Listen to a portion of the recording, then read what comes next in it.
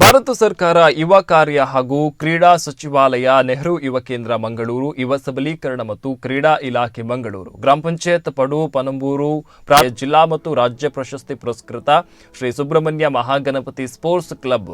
ತೋಕೂರು ಹಳೆಯಂಗಡಿ ಇವರ ವತಿಯಿಂದ ಕೋವಿಡ್-19 ಜನಜಾಗೃತಿ ಮೂಡಿಸುವಂತಹ ಅಂಗವಾಗಿ